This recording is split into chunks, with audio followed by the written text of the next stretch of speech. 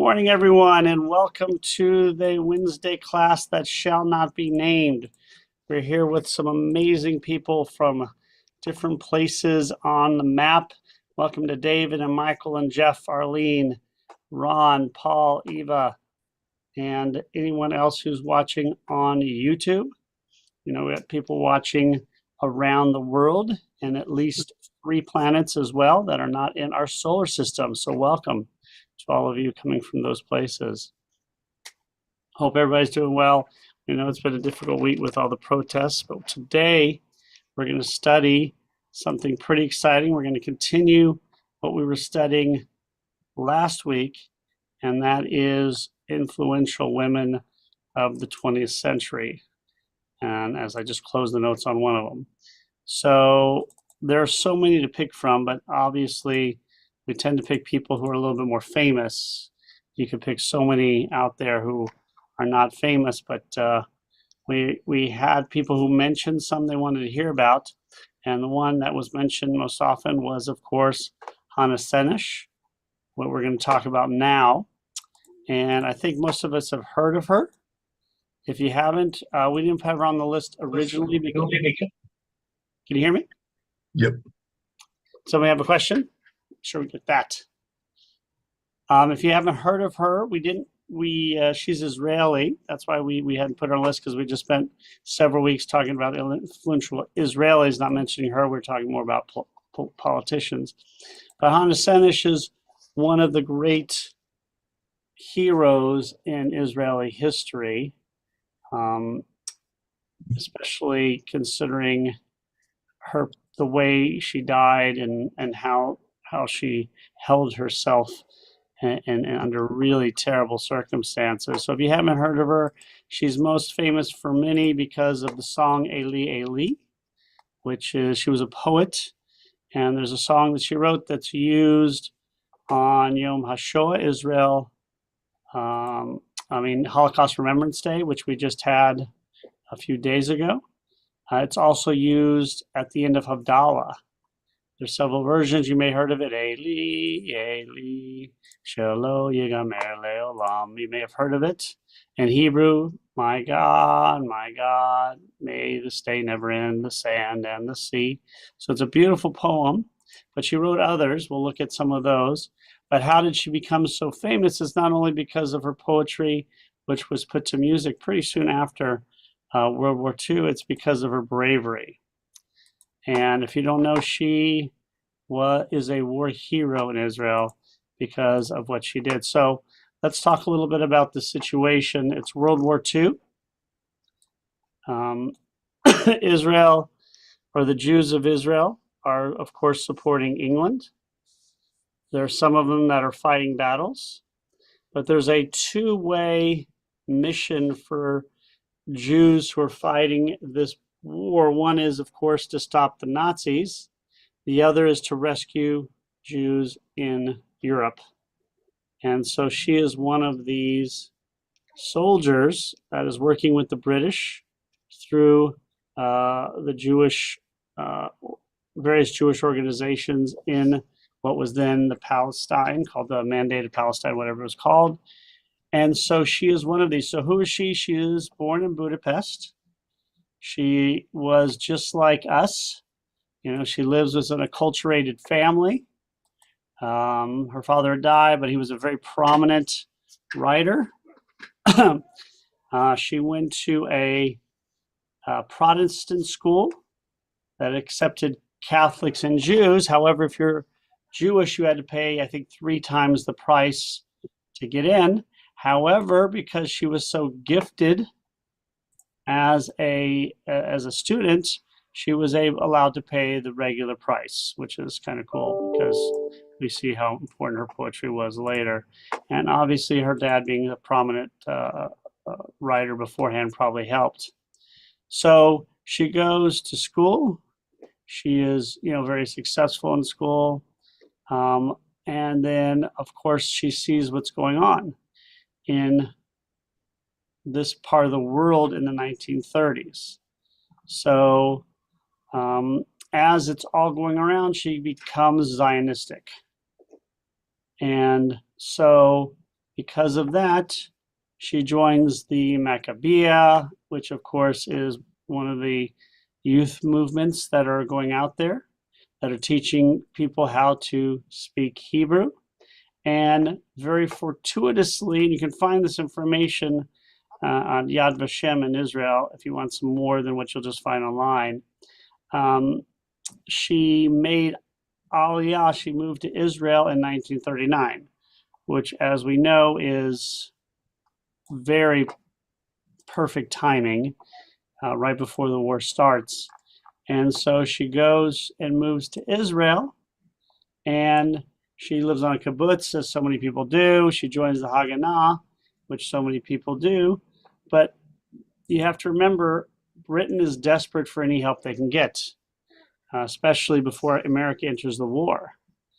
And what skills do these Jewish people have? They know the countryside on the other side of Germany, or within Germany, and they speak the languages fluently. So with faked cards, they could go through and do things that British cannot because they look a certain way. They're Hungarian, they're Lithuanian, they're Polish, and they speak the languages fluently. And so she volunteers to enter the British Women's Air Force, and she's recruited then into special operations.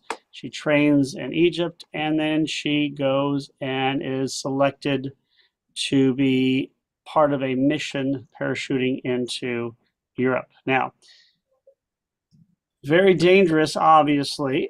This, of course, is during the war. And if you go to the Yad Vashem website, you can find some very interesting things that those who are parachuting with her and those who were there already talked about. So one is from the Yad Vashem archives, having a woman with us, and this is from one of a paratroopers named Ruvain Daphne, who was a paratrooper as well. And remember, the parachutes they had weren't the ones they have today. And these were not people who were highly trained. They were trained in a short amount of time. Having a woman with us, a female paratrooper, made a huge impression on the partisans. It was pretty rare, and the parachute also wasn't what it is today. So a female paratrooper, the news spread like wildfire. There were female partisan fighters, but no paratroopers. They knew we were from Eretz Israel, that we were Jewish, and what the Jewish people had suffered, and they treated us very well and with respect. So they land behind enemy lines. They're found by these partisans. They live with these partisans for 3 months. The partisans are not Jewish, but her dedication was almost zealous in nature, because she felt very, as he recounts, that she felt that they needed to put the safety of the Jews in Europe above their own. Their personal sacrifice, according to Daphne, would give strength and faith to Jews in Europe. And so when they were ready to go on their mission into Hungary after 3 months with the partisans, he was not happy with the papers that Hannah Senesh had, her fake papers. And he writes, I was not happy with Hannah's papers, her forged identity, not at all.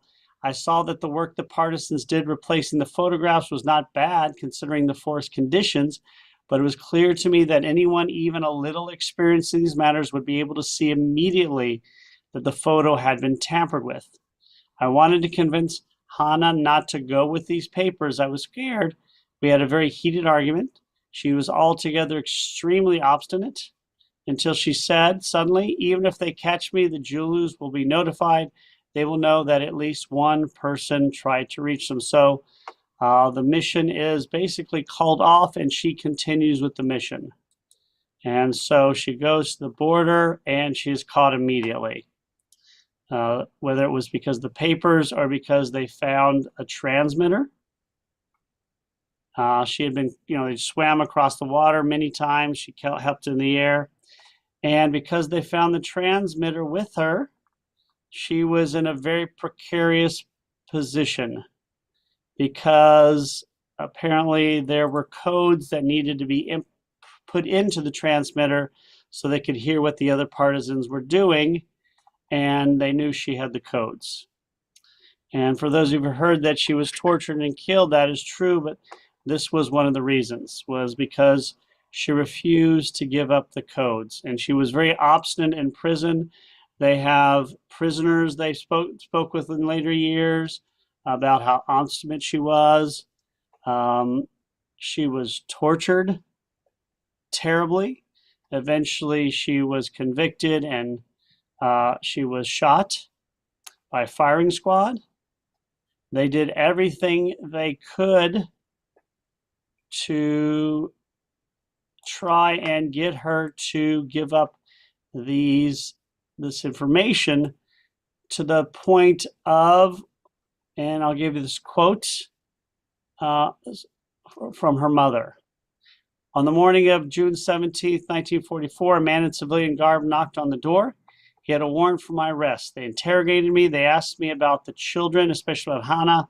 The investigator asked me where Hannah was, and smiling, I answered that she was in an agricultural settlement near Haifa. He shook his head and said, "She is here in the next room." The door opened. I was dumbstruck. Hannah, she called a Nico, was standing at the doorway, held by 4 men. Her hair, disheveled, did not conceal the blue contusions above her eyes. She escaped the grip and jumped on me, sobbing, "Mother, forgive me." And her final words to her mother were, "I have no words. All I can say to you is a million thanks. Forgive me if you can. You alone will understand why there is no need for words. With endless love, your daughter." So she never gave up the information, even though they threatened her mother, and I assume any other family members. So after her execution, the following poem was found in her cell. 1, 2, 3, and again it was in Hebrew. 1, 2, 3, 8 feet long, 2 strides across, the rest is dark. Life is a fleeting question mark. 1, 2, 3, maybe another week, or the next month may still find me here. But death, I fear, is near. I could have been 23 next July. I gambled on what matters most. The dice were cast, I lost.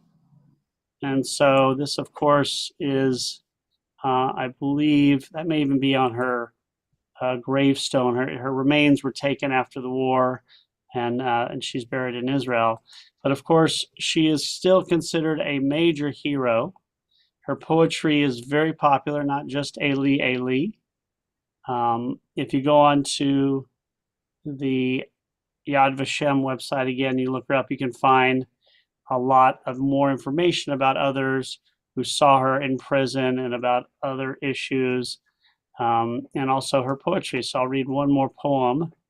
I'm going to read the poem she's most famous for. There's a lot more, but in English, I kind of started it. My God, may it never end. The sand and the sea, the rustle of the water, the lightning of the sky, the prayer of man. And Eli, Eli, Shelo Yigamer Leolam, Hachol V'Hayam, Rishru Shel Hamayim, Barak HaShamayim, Tefilat HaAdam. And so I imagine many of us have heard of her, but obviously she died at 22, and she had a very short life, but it's a very powerful life. She, like a few others, have become very, very famous in Israel. Another one would be Yoni Netanyahu, who died during the raid of Entebbe, someone who died very young but heroically. And so those are probably two of the most famous, along with the Jewish astronaut, who actually a lot of people I knew him because I was living in Houston at the time. Any thoughts or questions or anything you've heard about her that I may not have added? Again, it's a very short life, but what a powerful life.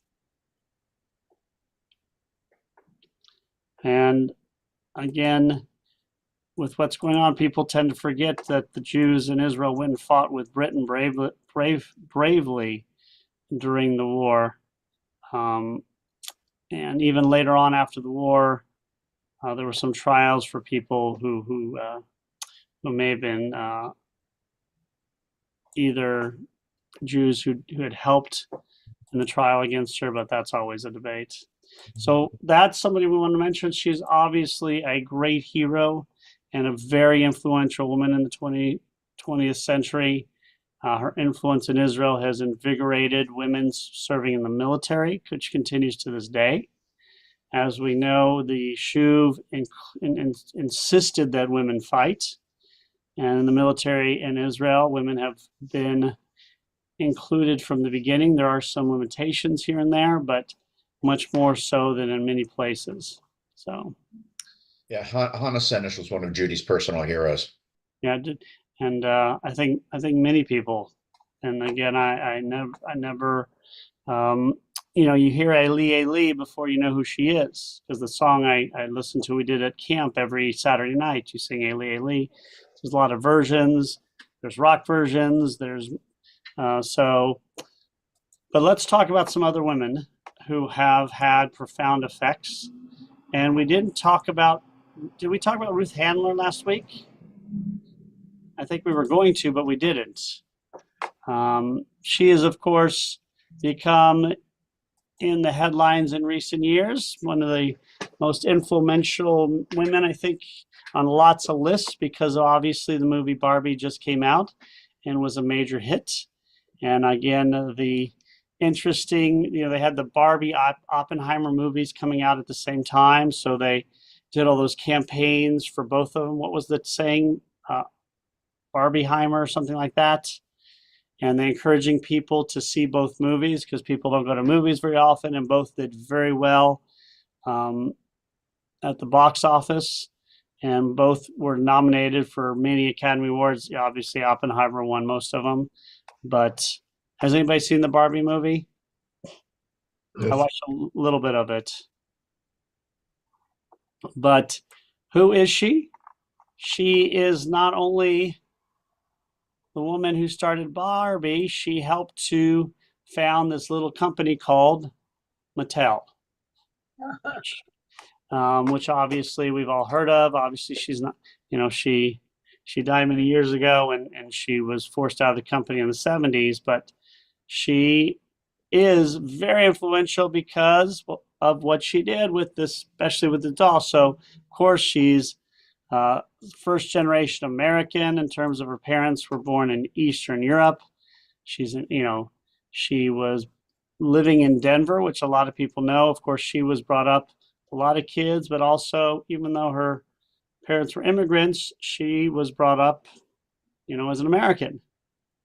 And so she was brought up, doing one high school and going to go to college. She went to college and she married.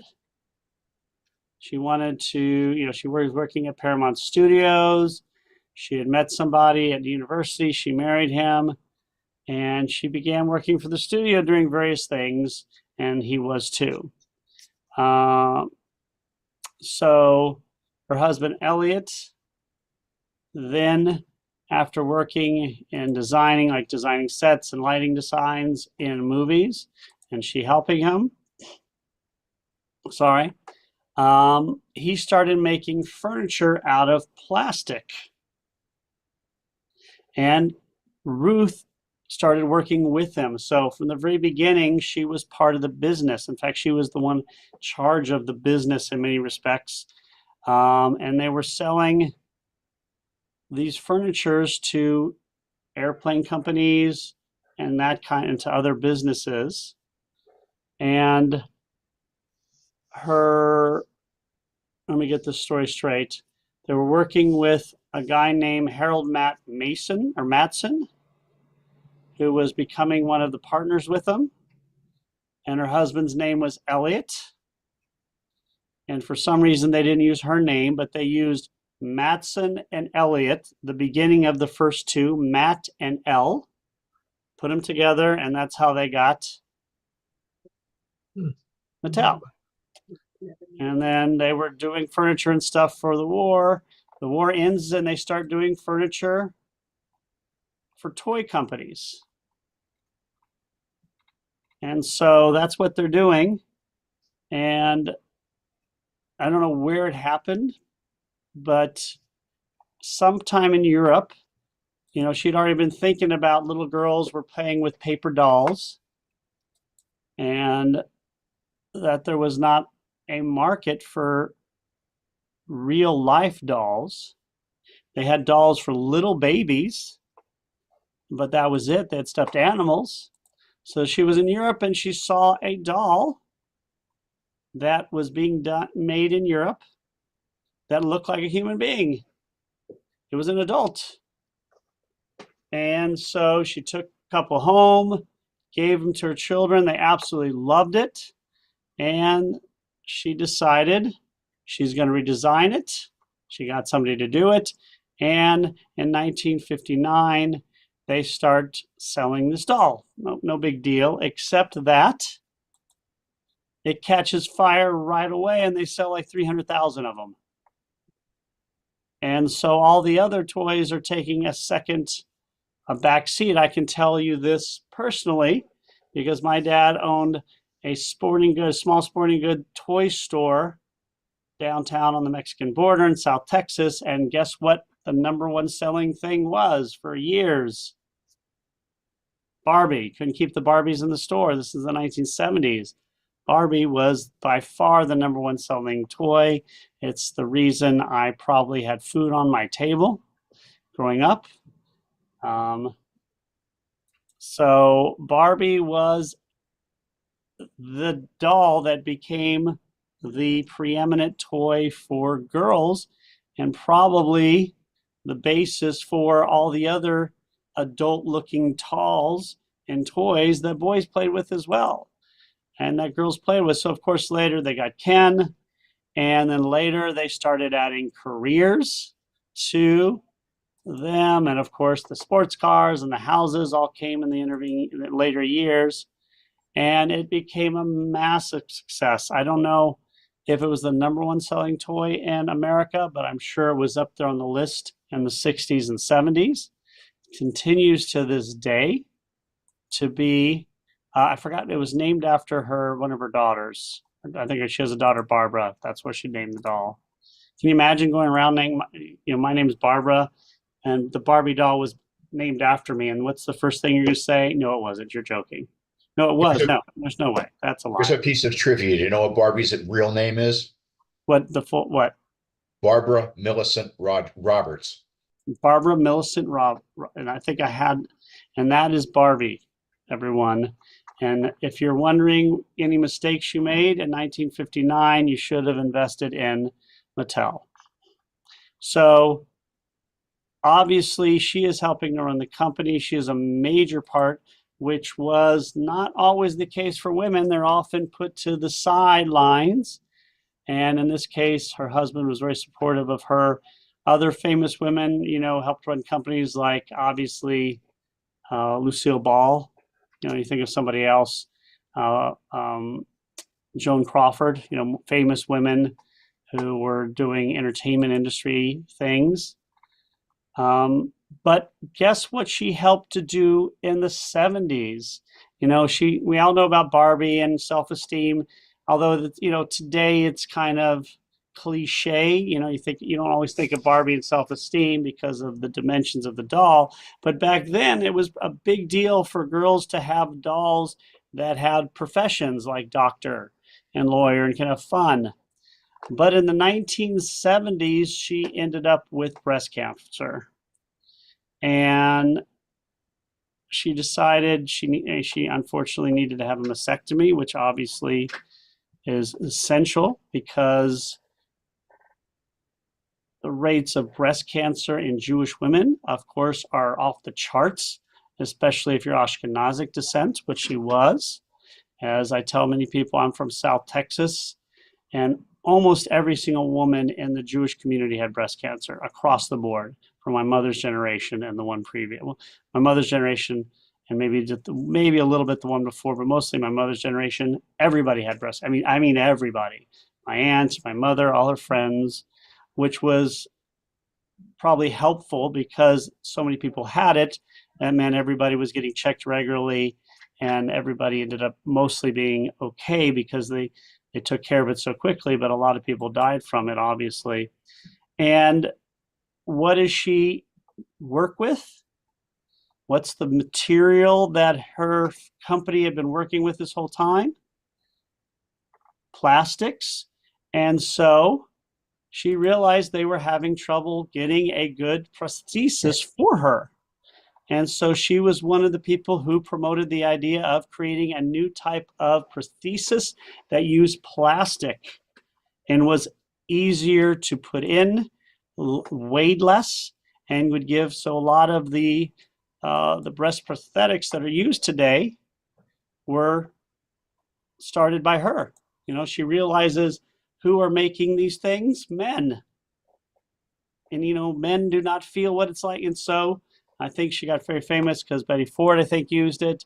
And of course, so she became famous for Barbie, but was also very instrumental in revolutionizing the breast implant industry that has helped so many women. Jewish women with breast cancer, unfortunately, is very common. I think it's less so today because of, or certainly we're catching it, not less problems of it because we catch it so early, thank goodness. So she also is very philanthropic. She wins awards for cancer research from the UJA. Unfortunately, she had to step down from the company because of some illegalities with finances. So she was forced to step down. So it does complicate her legacy because of that. But it was only in the 70s, it was late. But she lived until 2002. She is portrayed in the movie by Rhea Perlman. I did not see that. Rhea Perlman, of course, is very famous for being on the TV show Cheers. She was the waitress. I'm going to watch the movie now to see her because I haven't. And obviously, most people in the US do not know that Barbie was invented by a Jewish woman. And obviously, when you look at Barbie, you can understand why. Blonde hair, which is not the stereotypical Jewish woman, and very tall, which is not the stereotypical Jewish woman. But obviously that's what she felt would sell, and that was exactly right. It's hard to question her tactics because she was so good at it and sold so many and really changed the toy industry. I don't know, who knows if I would have been able to play with Star Wars figures made out of plastic if it wasn't for her. Who knows if there would have been the G.I. Joe dolls that came beforehand that were made with the Kung Fu grip. Remember those? And that, in no small matter, must come from probably her idea of using plastics for a doll that looks human and could be doing a wide range of things. And also the way they made money, because they made money on the dolls, but I imagine they made just as much or probably even more on the accessories. How do I know this? Because accessory was one of the first words my daughter seemed to learn. Every time we bought her something, she wanted accessories. That's all she wanted. So I imagine they made a lot more, and I know how much a Barbie house costs, and it ain't cheap. It ain't cheap.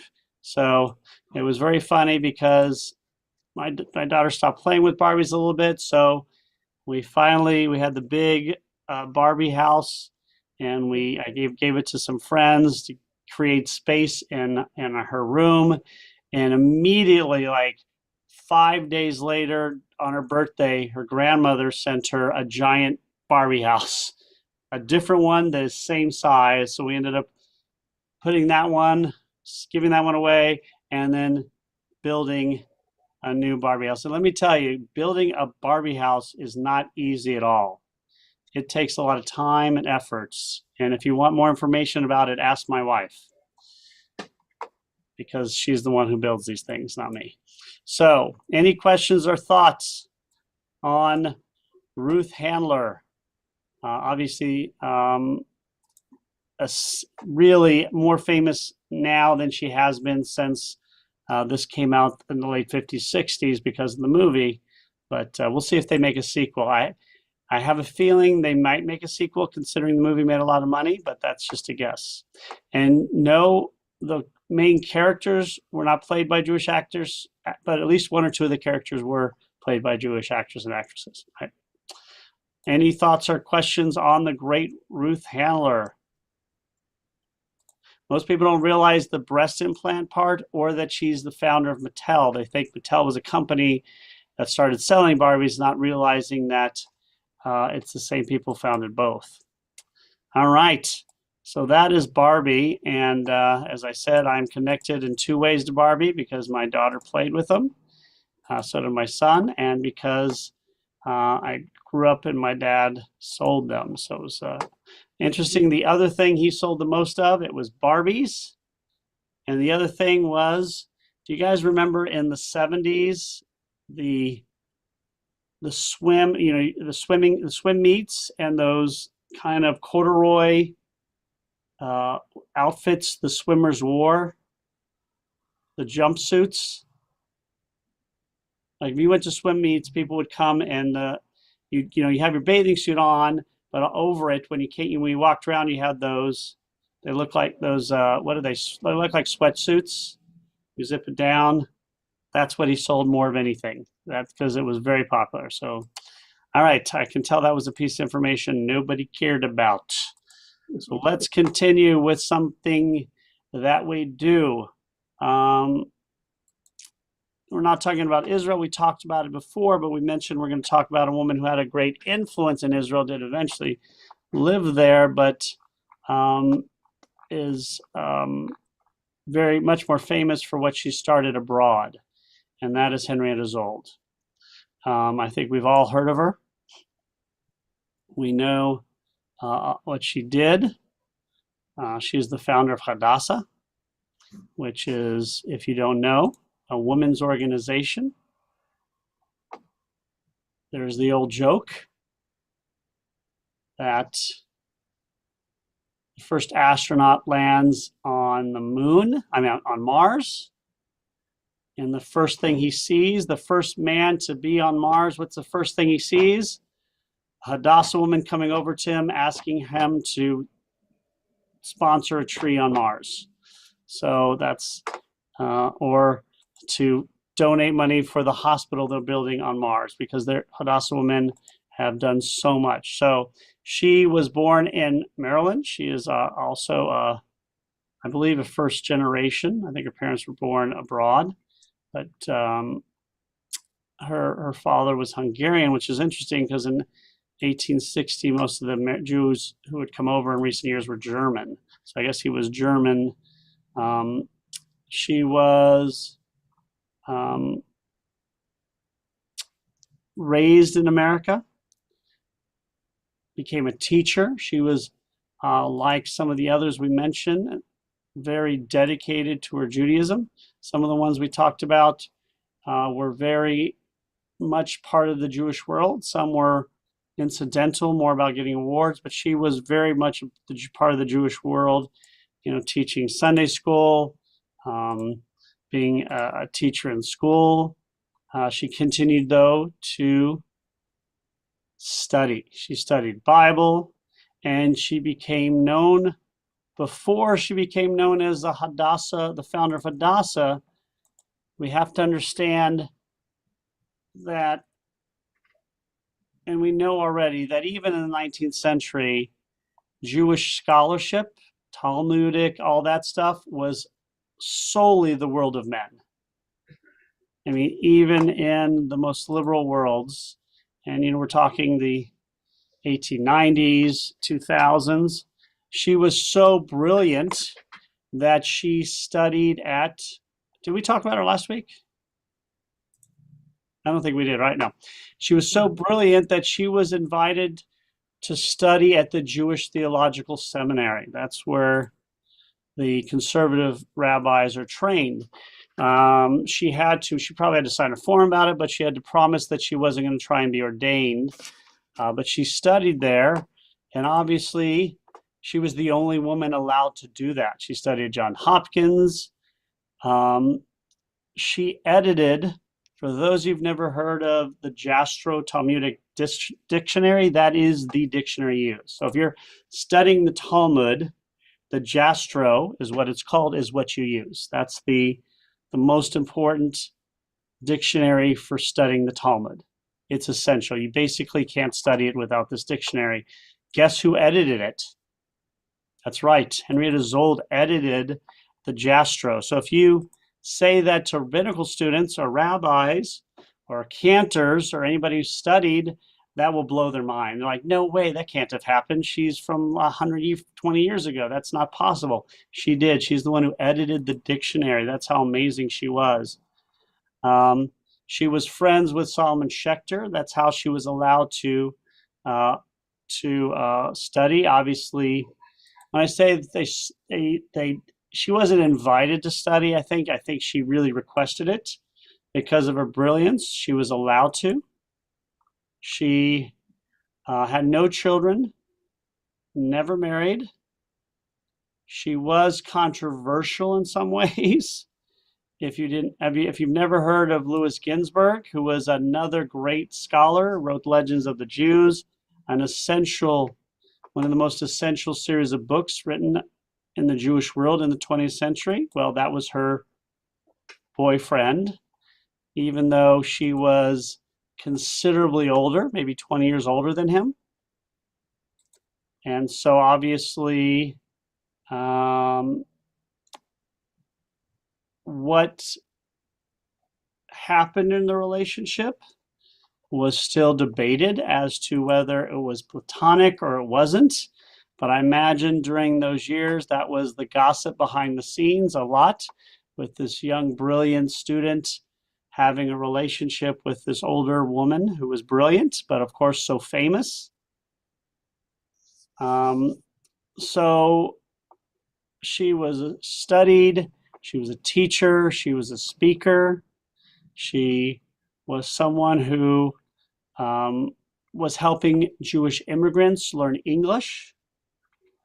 And then, even more miraculously, I think, than that, if you haven't heard of the Jewish Publication Society, it's one of the preeminent publishers of books. The Jewish Publication Society is connected to the conservative movement. The most popular translation of the Bible of the last 100 years, or I don't know how many years, is published by the Jewish Publication Society. She was the first editor of the JPS, which I did not know until I started researching this. That is amazing that a woman could be the first editor of the JPS. Not that it's amazing that a woman would have these skills, obviously, but it's amazing that at the end of the beginning of probably the end of the 19th century, she was given this is incredible. This is an organization that is connected to Solomon Schechter, to all of these amazing intellects, and yet she is the editor, and that is an incredible woman. She was, I believe, the only woman working at JPS for like 25 years, and she held this prominent position. But what really she became famous for is not for being the editor of the JPS or the editor of the Jastrow or for her relationship with Ginsburg. She becomes famous for founding Hadassah. That's what she's most famous for. Kind of like Handler, in that she's famous for Barbie, but she founded Mattel. Breast implants have changed because of her. So, which if Ruth Handler had not created Barbie, she'd still be famous for Mattel and these other things. If Henrietta Zold had not founded Hadassah, she would be famous probably for being the editor of the JPS and editor of the Jastrow, which is now a side note. So that's like, winning the Olympic gold medal, but winning a Nobel Prize. And so nobody talks about your gold medal, but because you won you won the Nobel Prize. Well, that Nobel, by the way, he's the Nobel Prize, Peace Prize winner, and also he had won a gold medal. That's how prominent these two women are. So she reads The Jewish State by Theodor Herzl. She had already had similar views, funny enough, of Theodor Herzl. She had been talking about the idea of a Jewish homeland even before his book, Dear Judenstaat, came out. So this is 1896. She's on the board of the Federation of American Zionists. I guess you can guess how many other women board members there was on this board. It's not hard to guess. The number is 0. She was very prominent in the committees that were trying to decide what's going to go on in Palestine after World War I. By the way, I forgot. She also published the first American Jewish yearbook and was part of the Jewish Encyclopedia, the creation of the Jewish Encyclopedia. So yes, this woman had a life that was better than mine, just in case you're wondering. Yes, she didn't have kids, so she's missing out. In terms of what she did, nobody, I didn't even know that, so I started reading. That's crazy. So she went to Palestine. She went there with the idea of obviously seeing Palestine and being a Zionist. But what do you think? And this is where obviously it's easy to figure out. She got to Palestine, and what did she notice most? The health was problematic. Swampland, desert. Yes, they didn't have education, but she realized there are no hospitals. This is the middle of nowhere. There's no health care. People are dying of probably malaria. They're probably not washing their hands. None of the modern medicine that had been, becoming so popular in Europe and America had really. And so she got there, and that's what she saw. So what did she start? She started a nursing program, and that became known as Hadassah. And of course, that ended up becoming the organization that would create hospitals and clinics and work on x-rays and get doctors and nurses to help those who are indigent. We all know what Hadassah does. She founded in 1912. We all know that because we celebrated the 100th anniversary in 2012. I'm sure we all remember that. She was the first president. She served for about 15 years. And then eventually, many years later, she would immigrate to Israel, which was Palestine. And she immigrated there not for health reasons, but because she wanted to help all of the incoming Jews who were fleeing Europe. So 1933 is not an accident. That's when obviously Hitler takes over and becomes the dictator, and people who can get to Israel start moving there. So she's there and she goes to help. And obviously when she's there, in 1934, what does she help found?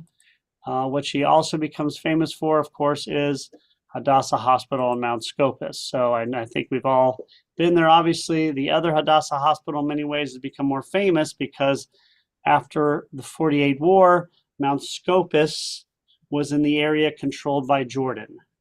So the Jewish community didn't have access to that hospital, so they built one in another area. But then after, of course, 1967, on the Six-Day War, then we got access back.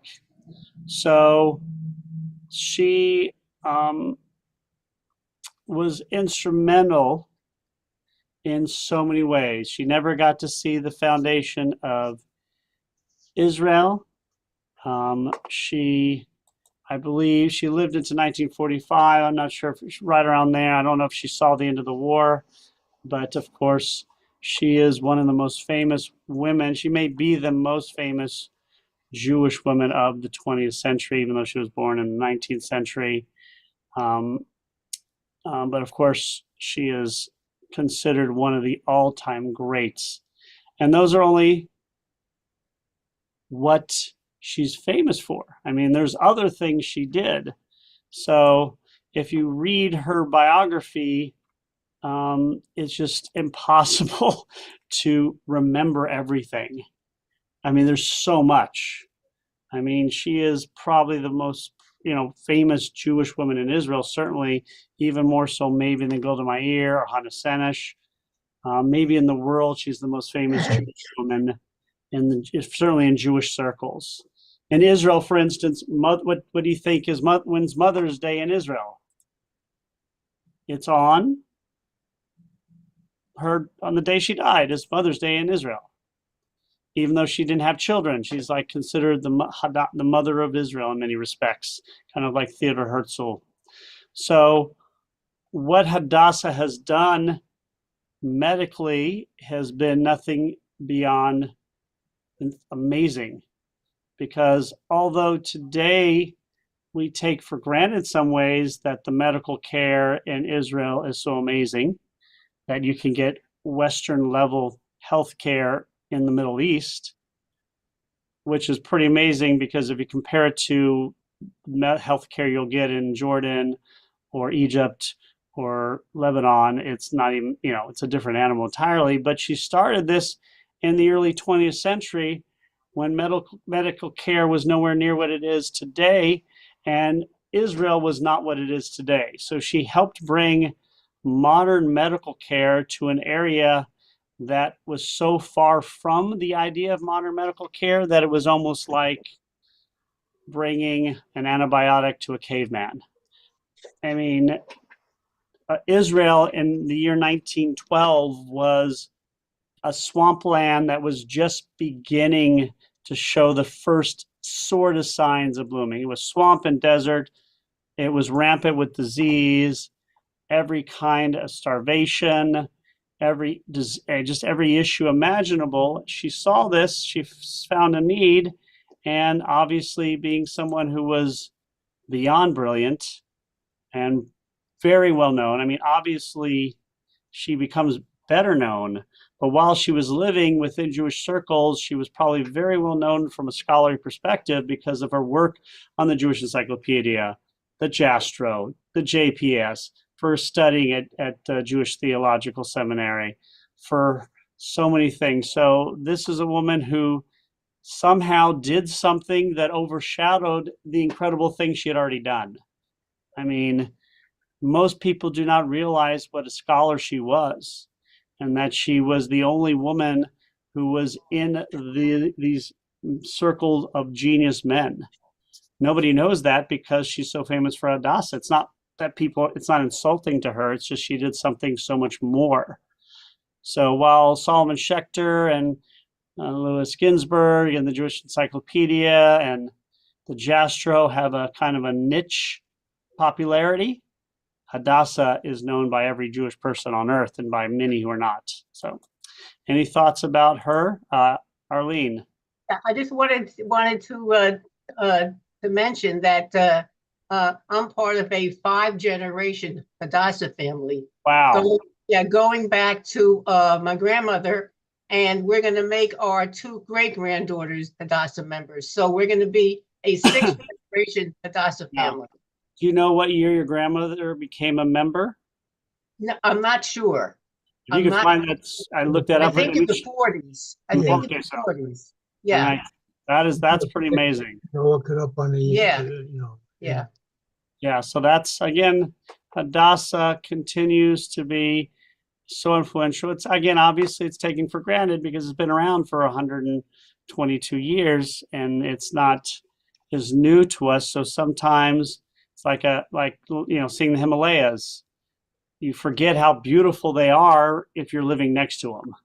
And we forget sometimes how amazing Hadassah has been as an organization, how it is able to sprout new branches to work with whatever is going on in the world, and how privileged we are to have And not only that, Hadassah started Young Judea, which is the youth movement that I was brought up in. So, in fact, I lived at the Hadassah house in Israel during rabbinical school. It's called Merkaz Hamak Shemim. It was very interesting. So one day, either somebody at Hadassah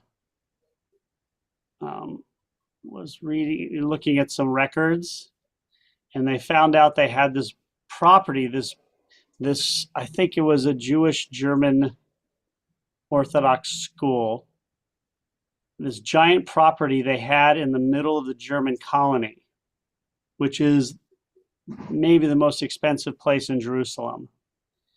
And that this school had been paying like $1 rent for like how many years, 30, 40 years. And they had, and Hadassah had no idea about it. So they went in, and I don't think they were very happy when they were kicked out.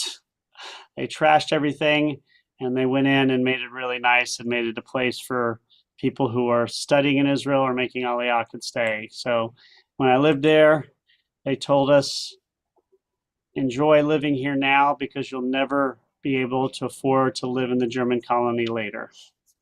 So that was the theme.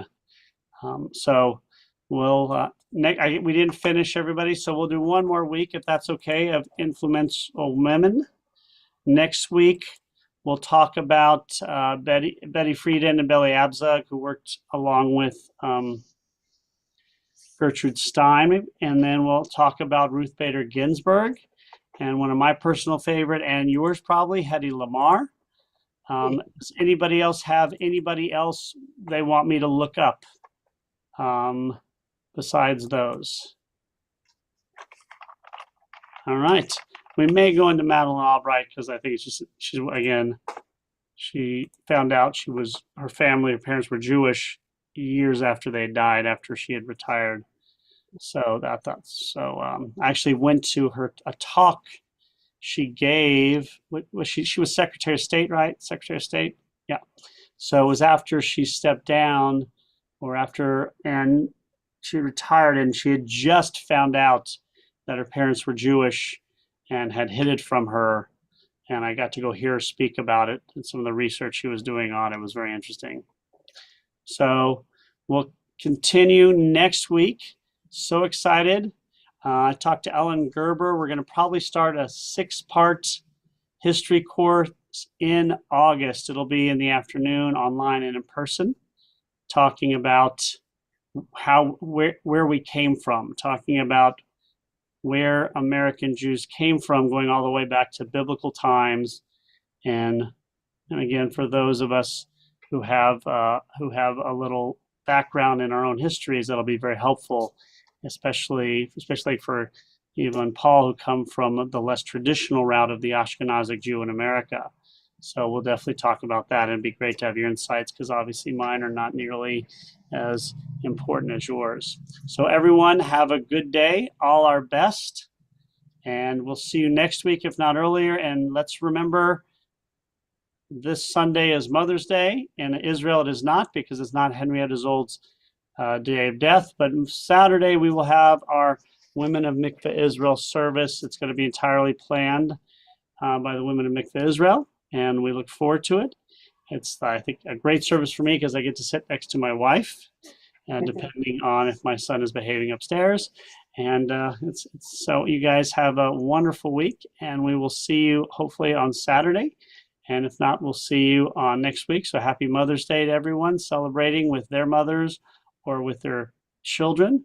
And again, all our best. And we'll see you next week. Thank you, Rabbi. Thank you. Everybody. Have fun, guys. Okay, bye-bye.